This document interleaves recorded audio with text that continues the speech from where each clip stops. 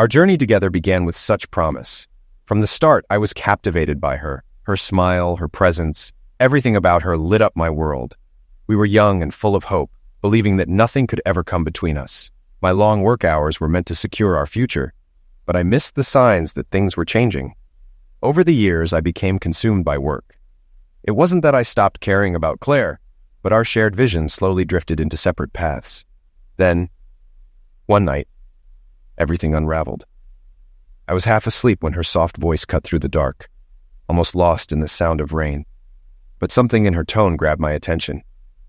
"What did you just say, Claire?" I asked, feeling a sudden dread. She turned on the bedside lamp, her eyes avoiding mine. "I'm unhappy, Frank," she whispered, and those words struck me deeply. Her unhappiness wasn't just a word. It carried the weight of everything crumbling between us. "You're unhappy with me?" I asked, my heart breaking as tears welled up in her eyes. She couldn't even look at me. "I don't know why, Frank. I just am," she replied, leaving me struggling to understand. Frustration took over as I asked if she wanted to leave me. Her silence answered for her, and I felt a surge of anger. I jumped out of bed, unable to process her world-shattering revelation. Claire reached out, but I stepped back, not ready to comfort her guilt. "Do you or don't you want to be married to me?" I demanded. She couldn't answer, and her silence told me everything. Exhausted, I decided to sleep in my office, too tired to continue the conversation. But then, her frustration erupted. "I want to feel loved," she shouted. "I want a man who wants me around, who makes me feel sexy." Her words hit hard, and suddenly it became clear. Someone else made her feel that way. "Doug," she finally admitted, and my world stopped. I couldn't respond. I just sat there watching her cry. Doug, my ex-best friend. It sounds so cliché, but there's no way to fully describe the devastation of discovering that your wife and your best friend have betrayed you. Both of them choosing each other over you amplifies the pain beyond words. The only word that fits is pain. No synonyms capture the depth of it. I wanted to respond, but couldn't. There was so much to say, but it all felt meaningless. Instead, I left the room, retreating to my office and locking the door. I couldn't face Claire, not trusting myself in that moment.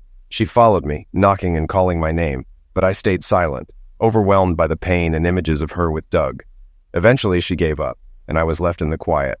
Though not truly alone, sleep eluded me as my mind replayed everything, trying to pinpoint when things began to fall apart. There were no obvious signs, no declining affection.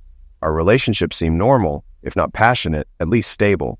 Yet somewhere along the line, Doug had inserted himself into our lives in a way I never saw coming. I had known Doug for nearly 13 years. We started out as friends and colleagues, working side by side until I got promoted. Our friendship survived the strain, but his departure for a new job added distance. I hadn't realized just how much our bond had frayed until that night. He began coming over less often, but I didn't notice it at the time. Now I wonder if that distance was the beginning of something more sinister. As the night dragged on, sleep remained out of reach. My thoughts circled around Doug, our friendship, and how everything had gone so wrong. Before I knew it, the sun was rising and I hadn't slept at all. Reluctantly, I got up, realizing that avoiding the day was no longer an option. After using the bathroom, I returned to my office and considered calling in sick. I had no energy for work. As I lay back down, I heard my alarm go off upstairs. Normally, it would have signaled the start of my day if I'd been in bed with Claire. The alarm soon stopped. Claire had turned it off. I stayed still, unsure of what to expect next. Then I heard her coming downstairs, and moments later, there was a knock on my office door. "Frank, are you awake?" I pretended to be asleep, hoping she'd leave. But she opened the door and came in. "Frank, I know you're awake. We've been together for 10 years. I know how you look when you're sleeping." "What do you want, Claire?" I mumbled without turning around. "I was worried about you." I snorted at the irony. She was worried after breaking my heart. "I'm fine. Go away." She didn't leave. Instead, she tried to talk about last night, claiming things got messed up. I finally sat up and faced her, noticing she looked just as sleep-deprived as I felt. "Messed up? You cheated on me with my best friend and want to leave. That's pretty clear, isn't it? Do you want to be married to me, Claire?" She fidgeted nervously and responded with, "It's not that simple, Frank." Our conversation was interrupted by our daughters, Kelly and Stacy, coming downstairs. We silently agreed to put the discussion on hold as we shifted into the morning routine. Despite the tension, we managed to prepare the girls for their day and then went our separate ways, avoiding any more talk about the elephant in the room. I decided to go to work, not ready to be alone with Claire. On the drive, my mind was a whirlwind of thoughts and exhaustion. But once I arrived, I focused on work, pushing thoughts of Claire aside. Our company was on the verge of creating a new engine with greater horsepower and fuel efficiency, but it kept failing the tests. My mind immediately shifted to solving those problems. Thomas, my eager intern, met me at the door with coffee, ready to impress me with his ideas. He mentioned trying to reach me last night, but I cut him off. No need to think about Claire right now. We discussed his theory about the engine's cooling issue, and though we were already working on it, I encouraged him to keep going. As I prepared for the day, I stopped by my assistant Sarah's desk. She noticed something was off and asked if I was okay. I appreciated her concern but kept it brief, saying I was fine. The day went on as expected, including a tedious meeting with the department heads. By the time I left work, it was dark outside. As I started my car, I found comfort in the smooth, quiet engine, a reminder of what I loved about engineering. Unlike loud muscle cars, I preferred the sleek luxury of a silent, powerful machine. Have you ever seen an ad for an Aston Martin or a Tesla? Probably not, because they don't need one. Just sitting in one boosts your status. A man's car reflects who he is. Muscle cars are all about showing off masculinity, while luxury cars represent wealth. Someone might park a Mustang or a Challenger outside their apartment, but a new BMW or Porsche typically sits in the driveway of a nice home, right next to their spouse's luxury car. That's the point. I know it sounds superficial, but growing up I didn't have money. My dad was a mechanic and my mom worked at Walmart. We weren't poor by normal standards, but the high school I attended was in a wealthy area. These kids had everything: designer clothes, expensive cars on their 16th birthdays, and any problem they faced was solved with a call to their parents. My life was different. My clothes were ordinary, and my first car was a Neon that I worked at Best Buy to afford. Though I wasn't poor compared to them, I might as well have been. My only advantage was that I was smarter than 95% of the school. I worked hard because I was determined to have the life I never had. My kids would be the ones others envied. Thinking about them reminded me of what awaited me at home: my family, my unhappy wife. The drive home was silent, giving me no escape from replaying last night's conversation. Claire didn't feel loved by me, but Doug made her feel special. The anger and hurt I felt last night had now turned into a numb detachment. I couldn't avoid it anymore. The drive forced me to dwell on it. I dreaded the confrontation, but I knew it was inevitable. When I finally walked in the door, it was anticlimactic. The girls were in the living room, Stacy doing homework and Kelly coloring. Claire was on the couch with her laptop, the TV playing SpongeBob. "Hi, Daddy," Stacy greeted me, while Kelly remained focused on her coloring. Claire looked up with a cautious expression, trying to gauge my mood. "Hi, honey. How was work?" she asked, trying to sound normal, likely for the girls' sake. I decided to play along for now, but I wasn't going to pretend nothing happened. "It was work," I replied flatly. She nodded, accepting the uneasy truce. "I made you a plate. It's in the microwave. It might be cold now since you weren't here when we ate," she added, her tone hinting at resentment. Was this her way of justifying her actions? "Well, I had a long day at work. Gotta earn for the family," I shot back, sensing the tension. We both had more to say, but we couldn't, not in front of the girls. The ceasefire held, but the real confrontation was looming. Later, when the girls were in bed, Claire approached me in my office. "So, are we finally going to talk about this?" she asked from the doorway. I turned to face her and sighed. "Fine," I said, watching as she came in and closed the door. She sat on the couch that had become my temporary bed. "I'm sorry, Frank. I never wanted to hurt you. Things have been off for a while, and I don't know what to say." "Start by telling me about you and Doug," I demanded, my voice surprisingly calm. "I don't need apologies. Just tell me about your relationship with my ex-best friend." The anger I'd buried all day was starting to rise, and I was oddly relieved to feel something again. "It started about a year ago," she said, tearing up. "Doug has always been there, but I didn't start seeing him differently until then. You were gone so much after your promotion, and I felt overwhelmed doing everything alone. Doug started helping out, just being there to listen. He was sweet." She even smiled nostalgically, which only fueled my anger. "Sweet? Is that how you justify this? I forgot your birthday, so you slept with my best friend. Does that make us even?" We didn't have sex that night. He just listened while I cried about how you were never around. So when did listening turn into sex? Don't try to blame it on me for getting your birthday. She stood up, her voice hardening. You think this is just about one birthday? What about all the anniversaries, date nights, and vacations you missed because of work? All the times you were physically here but mentally absent? You still haven't answered. When did the affair start? Around April, she said quietly. 6 months ago, right when Doug stopped coming by. Where? In my bed? On the couch? A hotel? Yes, she admitted, meaning all of the above. Do you love him? I asked, my voice cracking as the hurt I'd been holding back began to surface. I think so, she replied, looking away. Do you still love me? Another vulnerable question. Yes, but it's not the same. Not like it should be. Not like a wife should love her husband, I finished for her. Tears streamed down her face as she nodded. We sat in silence, the weight of the situation pressing down on us.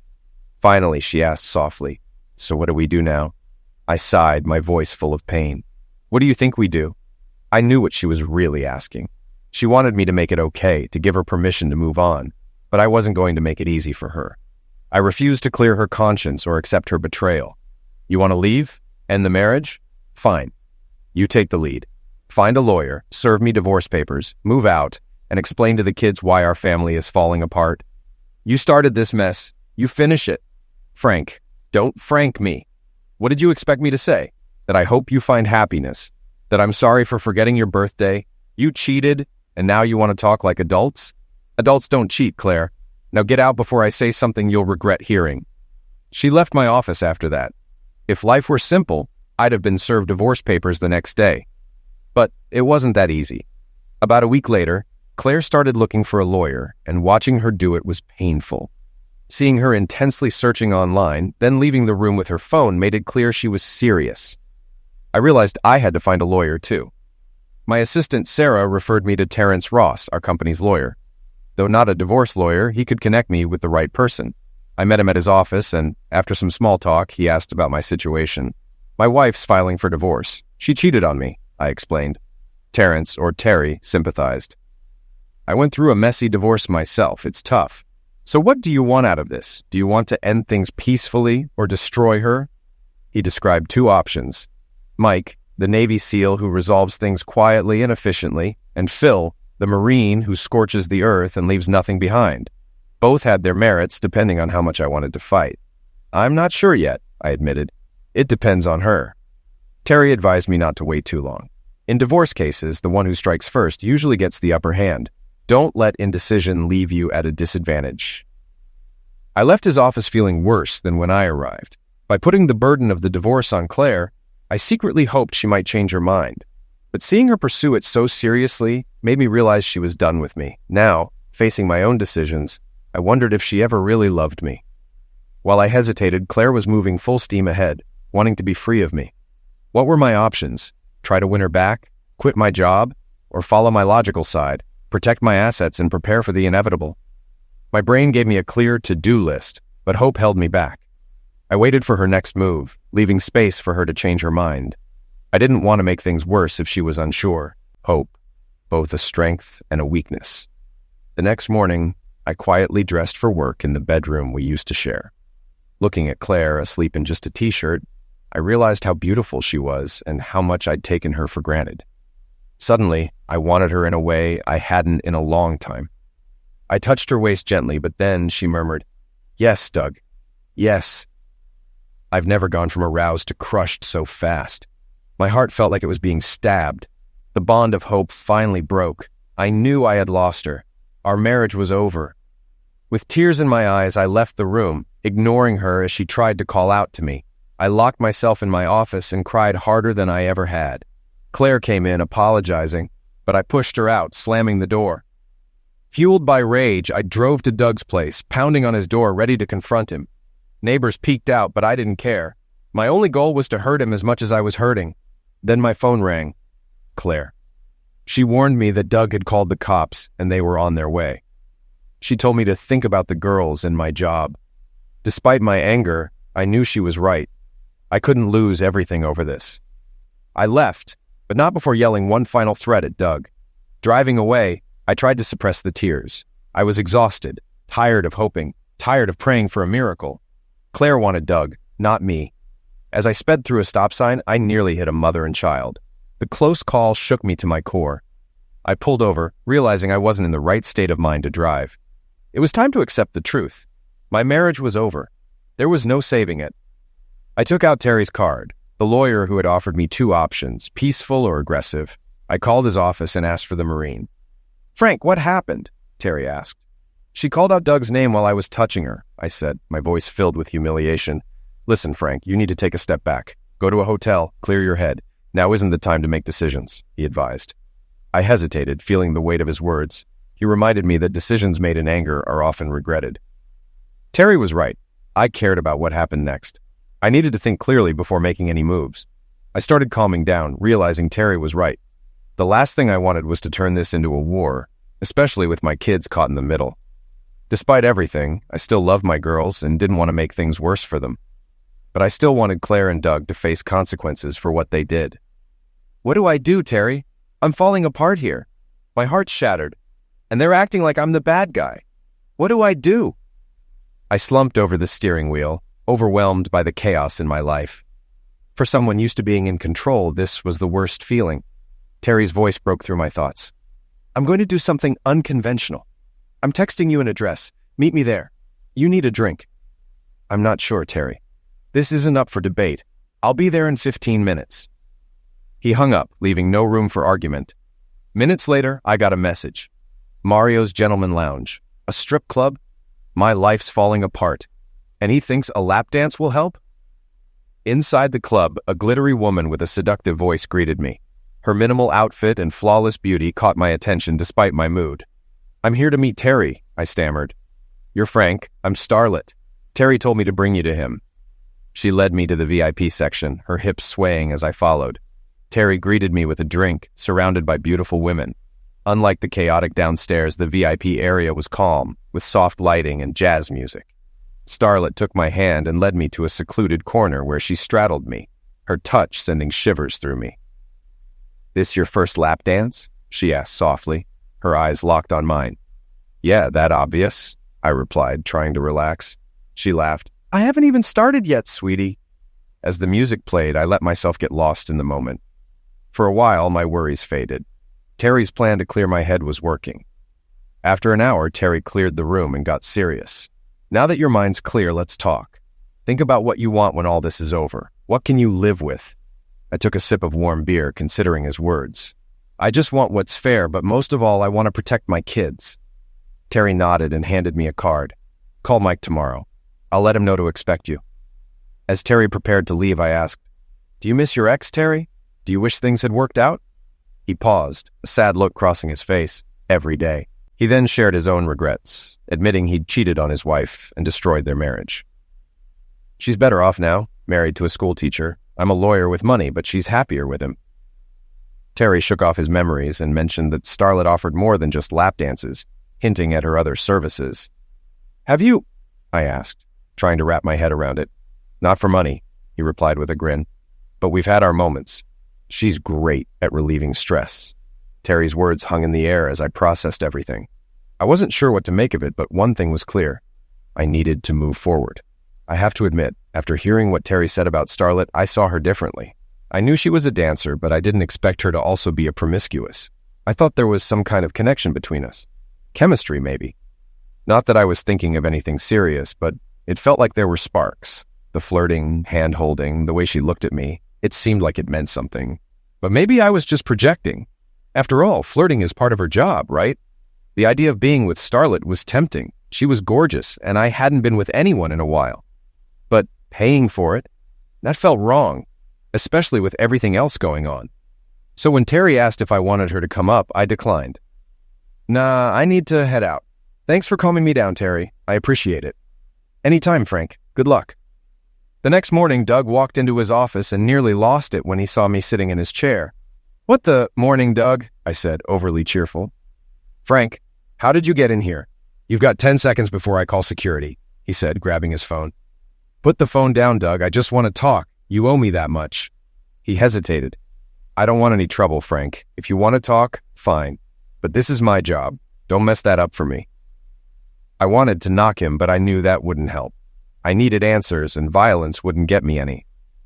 "You've got a lot of nerve talking about not making trouble after what you did." At least he looked a little ashamed. "I'm sorry, Frank. I really am. It's been eating at me." I struggled to stay calm. "Eating at you? You're sorry? What exactly are you sorry for, Doug? For stabbing me in the back? Ruining my marriage? Breaking up my family? 13 years of friendship down the drain? What part of that are you sorry for?" He tried to explain, but his apologies sounded hollow. "Frank, I know I betrayed you. I regret it, but what? You were never there for her. She needed you, and you weren't there." I stood up and got in his face. He didn't back down. "Is that what you tell yourself to sleep at night? That I had this coming because I was working hard to support my family?" Doug kept pushing. "You didn't want a family, Frank. You could have made time for her, but you didn't." His self-righteous attitude infuriated me. "You think you know what it takes to be a husband because you whispered sweet things to my wife? You know nothing. You think because you've been with her for a few months, you understand what it means to be a part of this family?" I challenged him with personal questions about my daughters, questions he couldn't answer. "You don't even know my girls, Doug. You only know what happens in bed with Claire. But marriage is about everything after that." Doug tried to respond, but his voice lacked the confidence it had before. "Frank, Save it, Doug. If you could betray me after 13 years of friendship, how do you think you'll manage a marriage? You don't understand what it means to protect a family." As I walked out, Doug said, "I love her, Frank. Whether you believe it or not, I love her." I stopped and shook my head. "I don't ever want to see you again, Doug. This is your only warning. One day you'll answer for this. Maybe not today or tomorrow, but it'll happen." Then I left him, at least for now. As months passed, the divorce process gained momentum. Claire had found a decent lawyer, which brought some relief. We both continued living in the house, with me using my office as a permanent sleeping space.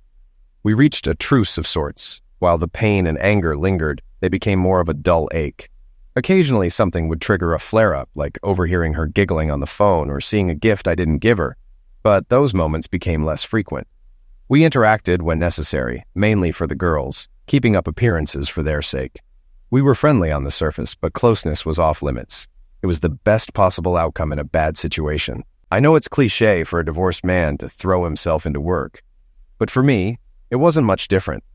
I just didn't feel guilty about it anymore. I hadn't heard from Doug since our confrontation, and a part of me missed the camaraderie we had. Making friends wasn't easy for me, and now I had no one but work. Claire, meanwhile, seemed to be moving on. I suspected she was still seeing Doug, though I didn't ask. She'd go out with flimsy excuses, and while she wasn't trying to hide it, she also wasn't rubbing it in my face. I appreciated that, but it didn't ease the lingering anger and jealousy. She had the chance to move on, and I was stuck alone. It burned. Life probably would have continued like this until the divorce was final. But one evening, Stacy came into my office. "Daddy, Mrs. Benson needs the money for my cheerleading uniform tomorrow. Mommy forgot to give it to me." I vaguely remembered Claire mentioning cheerleading, but I hadn't realized it had progressed this far. When I asked how much it was, Stacy proudly announced, $198.99. I almost choked. After she left, I was hit with a wave of guilt. I didn't even know she was in cheerleading. What kind of father was I? That thought haunted me. I realized that Claire had likely been covering for me, making excuses to the girls about my absence. But I wasn't a soldier away on duty. I was here just choosing work over them. The truth was, I enjoyed work more than I enjoyed being at home. I'd always justified it as working for them, but I couldn't keep lying to myself. I didn't have to work 80 hours a week. I did it because I wanted to. Facing this truth was hard. I realized I'd been hiding behind work, avoiding the responsibilities of being a father and husband. I closed my laptop and decided to change that. "Girls, who wants pizza and ice cream?" I called out, and their joyful screams were music to my ears. Later, as we sat in a restaurant with half-eaten pizza and empty ice cream bowls, I got a panicked text from Claire. "Emergency. Call me immediately. The girls are gone. I thought you were staying home with them. Please get home so we can find them." I quickly replied, letting her know they were with me. "Thank God," she responded. Then another message came through. "You took the girls out?" I didn't reply. My daughters were too busy serenading me with Let It Go from Frozen, and I recorded the moment as the whole restaurant cheered them on. For the first time in a long time, I felt connected to my girls. What my daughters did next completely floored me. Instead of getting embarrassed when they realized they had an audience, Stacy stood up and took a bow, soon joined by Kelly. They bowed and blew kisses as if they had just finished a Broadway performance. It was both hilarious and heartwarming. Watching them, I realized how much I had missed over the years while I was busy with work. If I hadn't taken them out tonight, I would have missed this precious moment too. I didn't want to look back years from now and regret not having memories like this.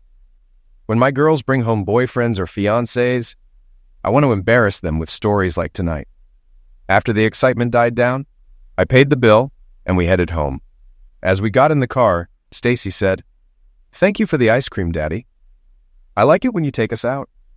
"You're welcome, sweet pea. Thanks for the song," I replied. "You're the best daddy ever," she giggled, before both girls quickly fell asleep. I drove home in silence, reflecting on her words.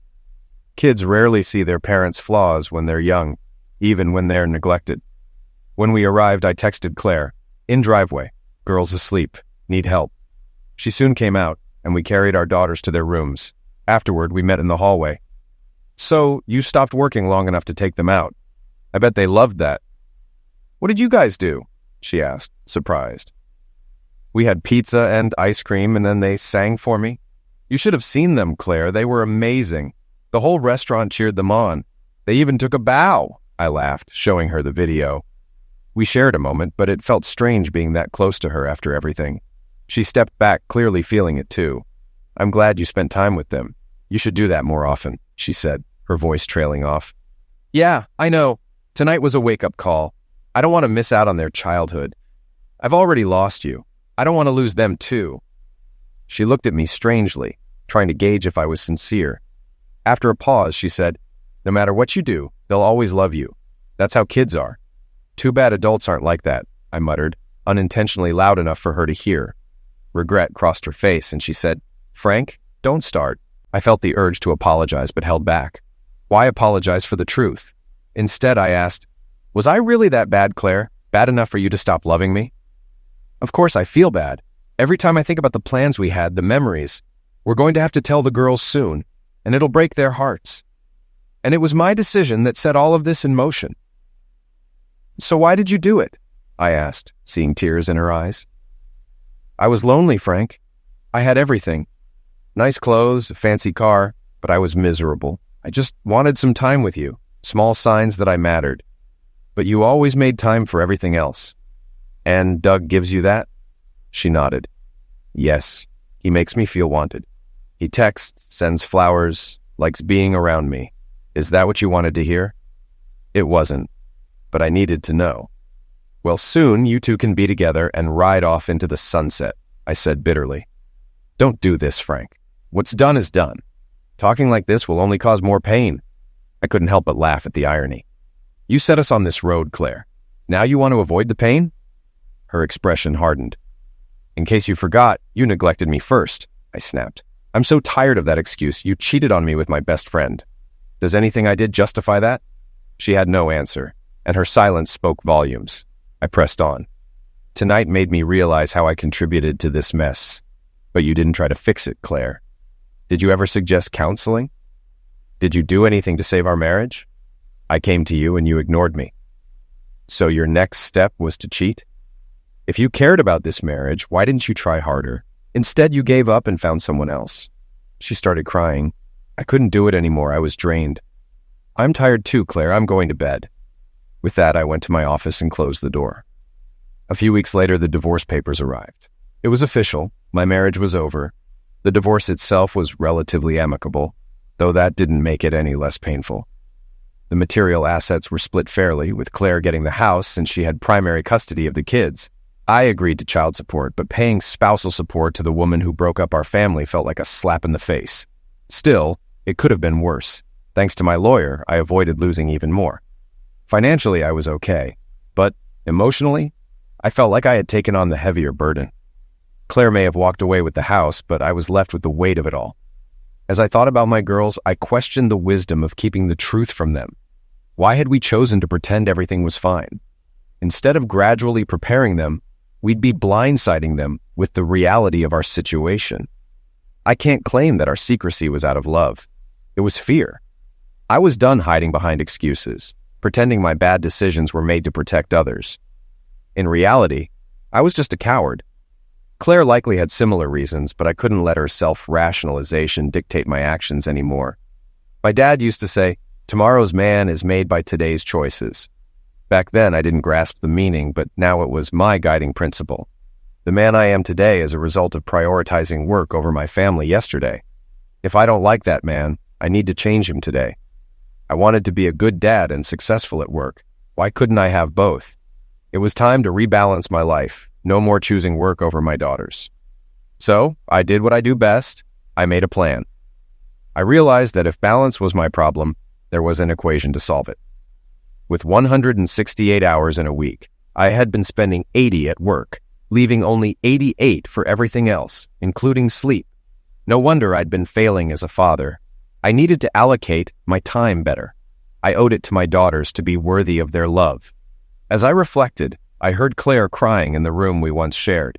She was lying on the bed, sobbing. The divorce papers nearby. Seeing her finally express emotion over our failed marriage didn't hit me as hard as it once would have. I'd been dealing with the end for a while, ever since she called out Doug's name in bed. Now reality was catching up with her too. I quietly closed the door and let her have her moment. Things were about to get harder. We still had to tell the girls. Needing a distraction, my mind drifted to Starlet, the woman from the club. Despite Terry's claims about her, I felt a connection with her. So I drove to Mario's Gentleman's Lounge, where I was greeted by a young woman. I asked if Starlet was there, and she went to find her. When Starlet arrived, she didn't seem to recognize me, which was disappointing but expected. I told her I'd come in a few months ago, and she made me feel better with her dances.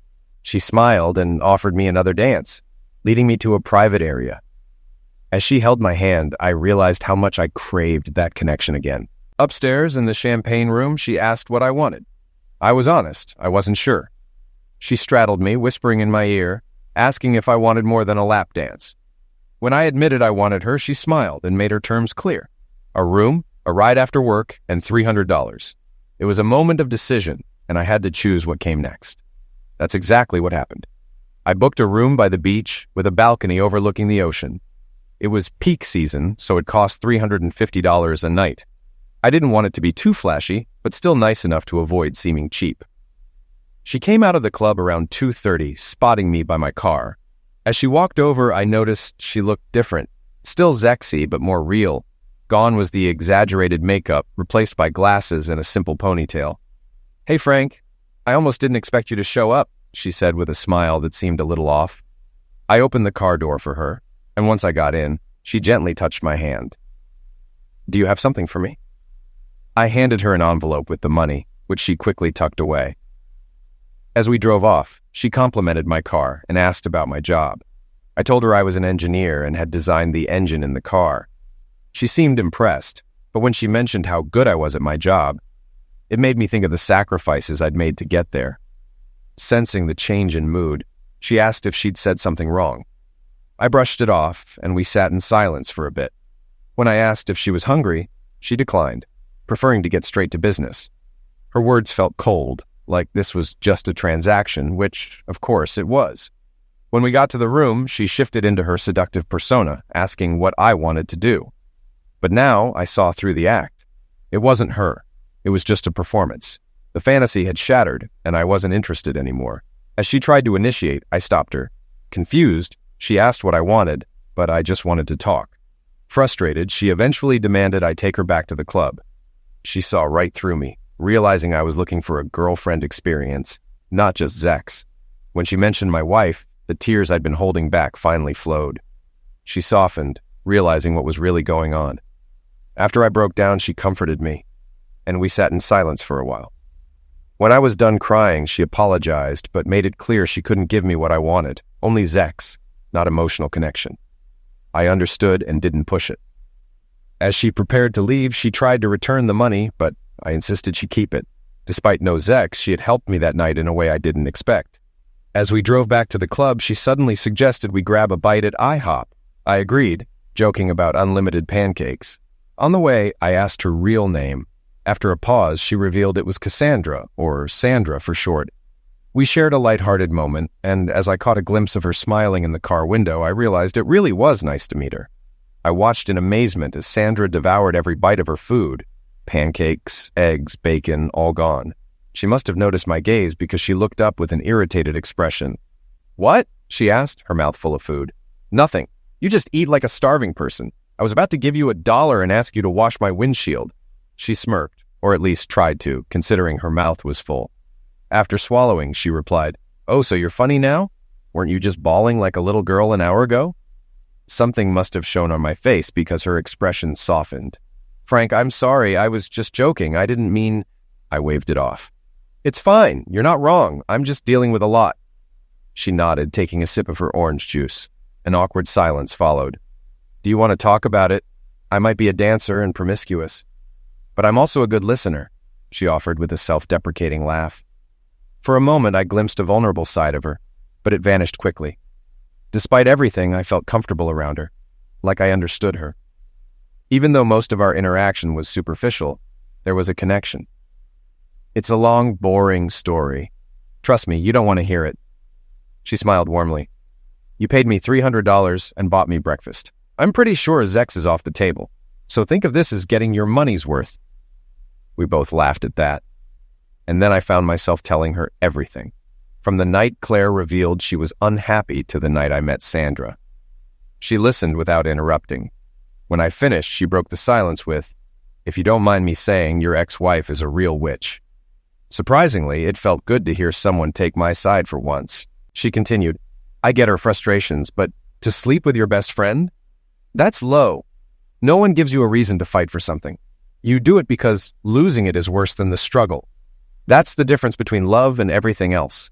Love is its own reason to fight." I was amazed by her insight. She noticed and laughed. "What? A dancer can't be deep?" I laughed too. "I guess you know more about life than most people." Her expression darkened. "More than normal people? What's that supposed to mean? You think I'm damaged because I'm a dancer?"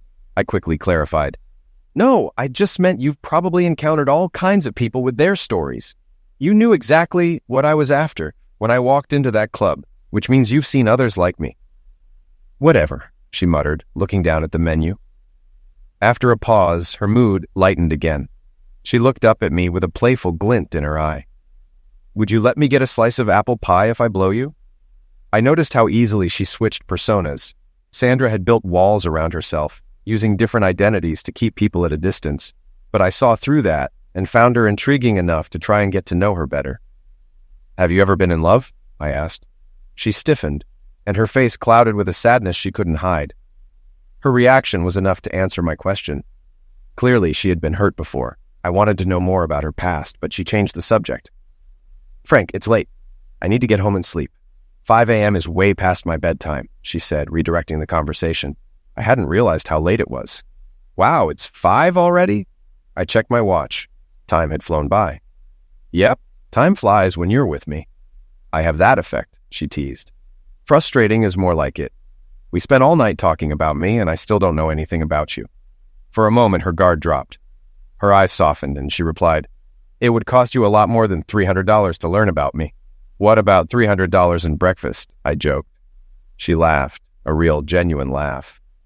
"Frank, we need to go. I need sleep. Some of us have to work for a living," she said, sliding out of the booth and grabbing her purse, signaling that our conversation was over. I do work. A lot. That's the main reason my wife left me." "Well, when you do your job in 6-inch heels and a lingerie, we'll compare notes," she quipped, making us both laugh. The waitress brought the check, and after paying and tipping, we left. The drive back to the club was quick, and soon we were parked by her car.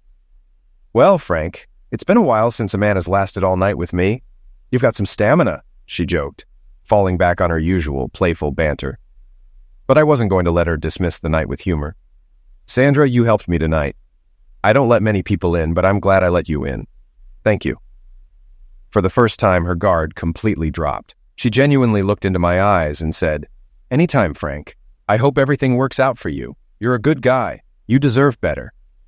She kissed me softly on the lips, a gentle, friendly kiss, then got into her car and drove off. I headed back to my hotel, deciding to extend my stay for another night. As I slept, I felt a sense of relief I hadn't experienced in a long time. The pain was still there, but it was starting to ease. About a week later, back at my house, Claire knocked on my office door, sounding apprehensive. After my nights in the hotel, I felt clearer, like I'd turned a corner. I found it amusing that Claire seemed concerned about where I had been, as if I owed her an explanation. Of course, I reassured her that nothing happened, but honestly, I didn't care what she thought anymore. I started preparing to leave my home, renting a storage unit and moving some of my belongings there. I also began searching for a new place to stay, considering a condo near work or a townhouse close to Claire and the girls. It felt like I was finally nearing the end of this ordeal, until tonight. "What is it, Claire?" I asked flatly, not really wanting to deal with her. Despite my tone, she took my acknowledgement as an invitation and walked into my office. When I turned to face her, it was clear she had been crying. Her face was puffy, with dried tear stains. "I just wanted to check on you, see how you were doing." "How sweet," I replied sarcastically. The truth was, I was furious with her. Tonight, we had broken the news to the girls about our divorce. Telling a 5- and 8-year-old that their parents were splitting up was heartbreaking, and I had to be the one to shatter their world. Claire's unhappiness felt insignificant compared to the pain I had to put my daughters through. So yeah, I'm just peachy. Thanks for asking. "Frank." "What, Claire? What do you want from me?" I snapped, tossing the pen I was holding onto the desk. It skidded off the edge with more force than I intended. "You wanted freedom. I gave you that. You wanted half of everything, except what you didn't know about. I gave you that. Alimony, child support, our kids. I gave you everything. What more do you want from me?" "I just wanted to talk." I laughed bitterly. "Talk? Now you want to talk? Too late. I had to break our daughters' hearts today, tell them that mommy and daddy can't get their act together because mommy slept with daddy's best friend. So, no, I don't have any sympathy left for you. If you need comfort, find someone who doesn't care that you destroyed our family. Maybe your boyfriend." She looked shocked. "Do you have to be like this? Now, of all times, can't you just be human? I was there too. I know you're hurting, Frank, and so am I." "Who cares if you're hurting?" I shot back. "You made this mess and we're all suffering because of it. Go find Doug, spread your legs, and let him comfort you. He was so helpful when you needed to move on from me. I'm sure he can help you forget the pain you've caused our daughters. We both put them through this, Frank. We both played a part. Oh yeah, I worked too hard, and you slept with my best friend. Totally equal." I couldn't stomach her excuse. "You're delusional if you think I'm going to accept that I was lonely excuse. You're such an a-hole," she snapped before storming out of my office. "At least I'm not a cheater," I yelled after her. She didn't respond, but I knew she heard me. Was I being childish? Sure. Did it feel good? Not really. It was just a way to vent my frustration. The pain of looking into my kids' eyes and breaking their hearts is a kind of agony that few things can compare to. That night with Sandra had helped me take a step forward, but tonight, I took a giant leap backward. The next day at work, I was summoned to another meeting with the higher-ups. I groaned when Sarah, my assistant, delivered the news. We had just had a meeting not long ago. What could they want now? "Calm down, Mr. Underwood. You know how they are, a bunch of pencil pushers. Don't let them see your frustration," Sarah advised. "What more could they want? I just gave them a progress report. Can't they just let me do my job?" She hesitated, then leaned in. "I don't think this is about the engine." I was intrigued. Sarah always seemed to know things before I did. "What's it about?" She smiled slyly. "Your old friend, Mr. Stamper." "Doug?" She nodded knowingly. I wondered how much she knew about my situation. She was aware of my divorce because she had referred me to Terry, but I hadn't shared details. Yet now, she spoke to me like we were on the same side against Doug. How did she know so much? "Why would they be meeting with me about him?" I asked. She lowered her voice. "I heard he stole some company secrets when he left. They might be planning to sue him or something." Hearing that Doug might be in trouble actually brightened my day a bit. Still, I couldn't believe he would be that foolish. "Why involve me?" I asked. She shrugged, but looked like she wanted to say more when someone approached from behind me. "Excuse me. I'm looking for Frank Underwood," a young man's voice said. "I'm Frank. How can I help you?" He introduced himself as Jason Morrison, from the security company contracted to upgrade our system.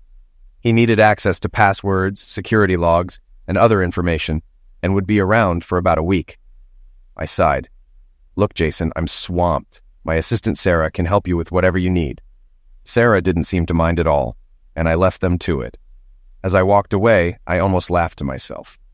Watching Sarah's infatuation with Jason reminded me of how things started with Claire. Love begins with infatuation, all excitement and butterflies, until it all goes downhill. I was brought into the boardroom, and it was clear this meeting wasn't just a progress report. Along with the usual company heads, Terry and a few other lawyers were present, adding to the tension. "Good morning, Mr. Underwood. I'm Terrence Ross. We have a few questions about a former associate of yours, Mr. Douglas Stamper. You worked together for years and became good friends, correct?" Terry knew I remembered Doug. I had already told him everything. But he was doing his job, making things clear for everyone present, including the stenographer typing away. "Yes, I remember him. We worked together and were friends, but I haven't spoken to him in months. What's this about?" I expected Terry to mention Doug's involvement in my divorce, but he kept the issues separate. "Do you recognize this?" he asked, sliding a paper over to me. It was a schematic, and my heart sank. I knew this drawing. It was the propulsion system schematic Doug and I had stolen from another intern, Donald. This was bad news. "I think I've seen this before, but I'm not sure." "Why are you asking me this?" I replied nervously, feeling the weight of past mistakes catching up to me. "We believe Mr. Stamper developed this while working here, using company resources. He recently patented it, and his company plans to launch it soon. If he created it here, we could claim it as ours."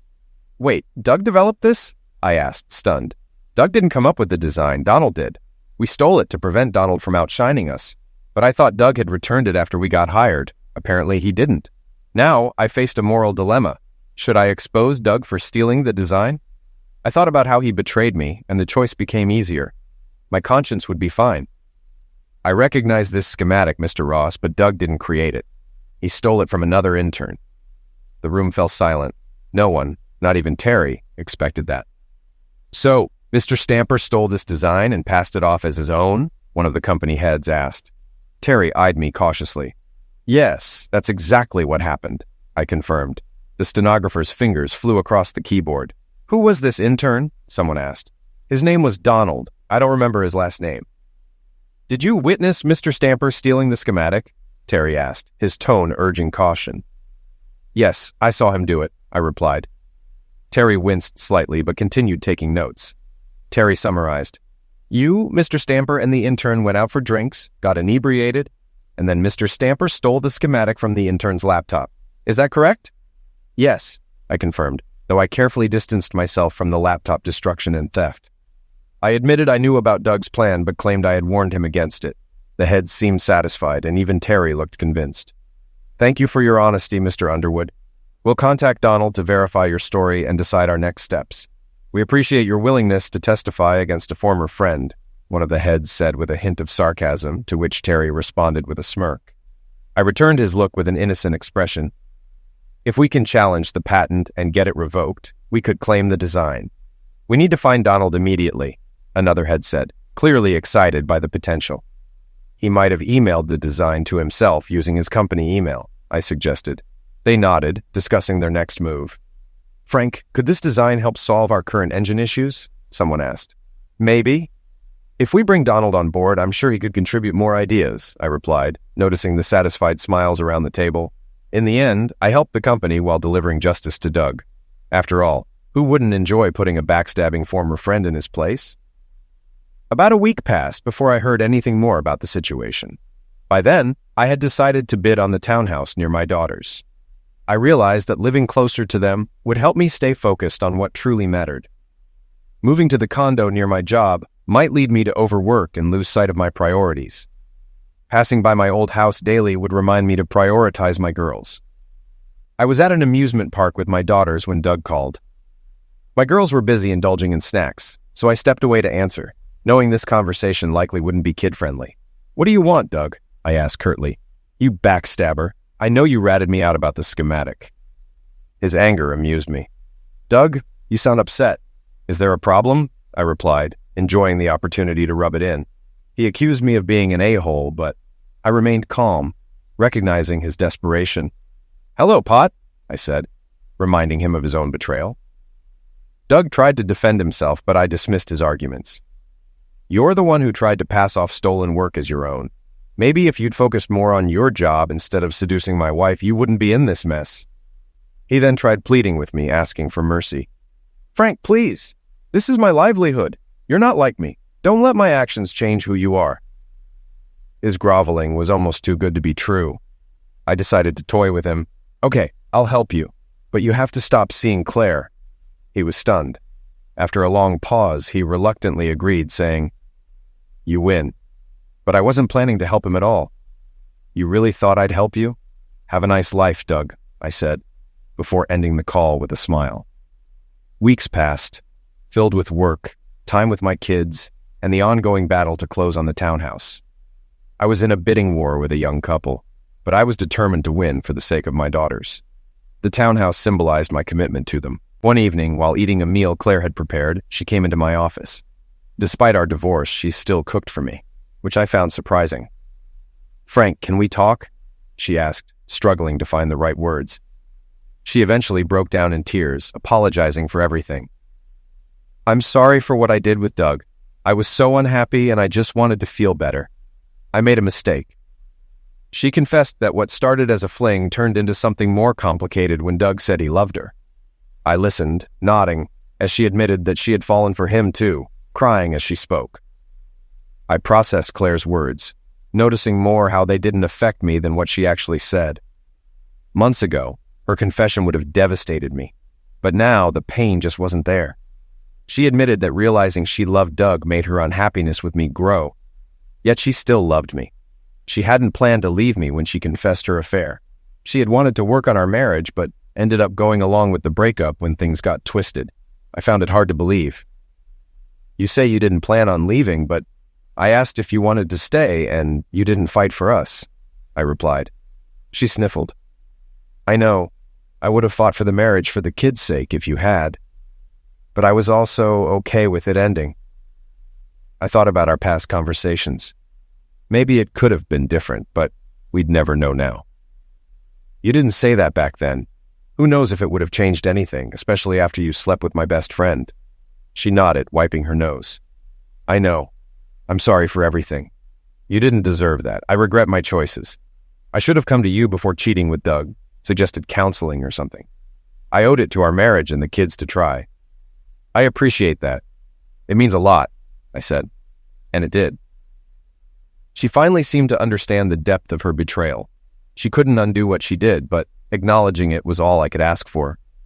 Curious, I asked, "What made you change your mind?" When I first read the divorce papers, I realized it was my doing. Telling the girls made it worse. I just knew I had to own up to my mistakes to move on, she explained. I nodded. I've been there too, realizing how much I neglected you and the girls. Through her tears, she smiled. "You've been trying hard, and the girls love the extra attention. You're a great dad, even when you were busy." "Well, you were a good mom, even though you cheated. We may have been lousy spouses, but our girls are proof we didn't completely fail," I joked.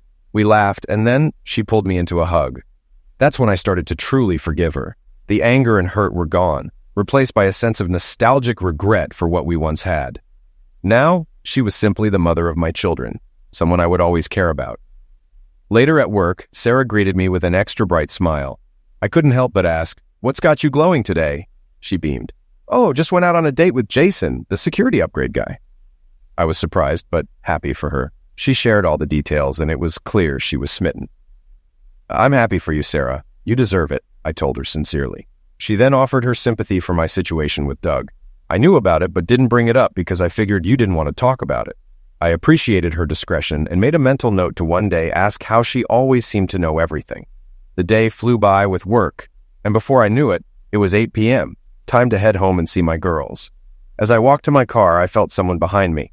Suddenly, I was tackled to the ground, and Doug was on top of me, punching and shouting about how I'd ruined his life. His punches weren't landing well, but his anger was clear. I managed to push him off and stand up. Doug was breathing heavily, rage in his eyes. "Donald is suing me, and your company is giving him a job. They're taking the design from me, and it's all your fault."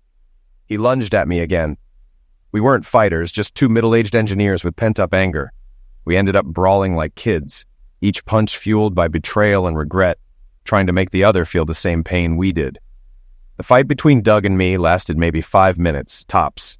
We were so out of breath you'd think we were reenacting a battle scene from Troy. Security soon pulled us apart. Doug was furious, and it took one guard practically pinning him down to calm him. The guard holding me back, seeing I was calmer, warned me to stay put before going to help his partner with Doug. Did I feel better? A little. Violence doesn't solve everything, but sometimes it feels satisfying. Civility doesn't always work, just ask history. And sometimes punching someone just feels good. If it didn't, action movies wouldn't be so popular.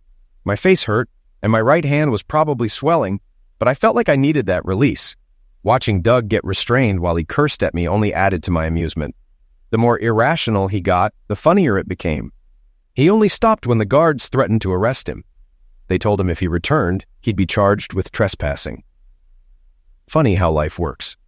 Not too long ago, I was the one nearly arrested for confronting Doug at his home. Now the tables had turned. A month later, I won another battle, this time the bidding war for the townhouse near my girls. I paid $10,000 over the asking price, but it was worth it. It wasn't as big as the house I shared with Claire, but it was perfect for me. It had a decent backyard, a nice park down the street, and a bike trail leading to the beach. Moving day was bittersweet, excited for a fresh start, yet nervous about the future. Luckily, Terry was there to help, a reminder that I wasn't the worst husband in the world. He may have played a bigger role in his marriage's downfall, but that made him more relatable. As we loaded the last box, Claire teared up. "So this is it," she said softly. "Yep, I'm finally out of your hair." A tear rolled down her cheek. "Yay," she joked weakly. For a moment, I saw the Claire I married years ago, but life had changed us. The people we once were no longer existed. Now, we were older, wiser versions of ourselves, ready to part ways. "You know, Claire, I never apologized for neglecting you all those years. You deserved better," I admitted. Tears flowed freely as she hugged me, crying on my shoulder. "Well, at least you won't have to worry about the toilet seat anymore," I joked to lighten the mood. She laughed weakly as we let go. As I got into the moving truck, she hesitated before saying, "Frank, you can't cook worth a damn. If you're ever hungry, feel free to come over for dinner. It would be good for the girls." I hesitated, then replied, "I don't think that's a good idea, especially if Doug's around." "Oh, you don't have to worry about Doug. We're not seeing each other anymore." That was news. I wasn't upset to hear it. "What happened, if you don't mind me asking?" "Doug and I were doomed from the start. His anger toward you and everything else just made it worse. I can't have that negativity around the girls."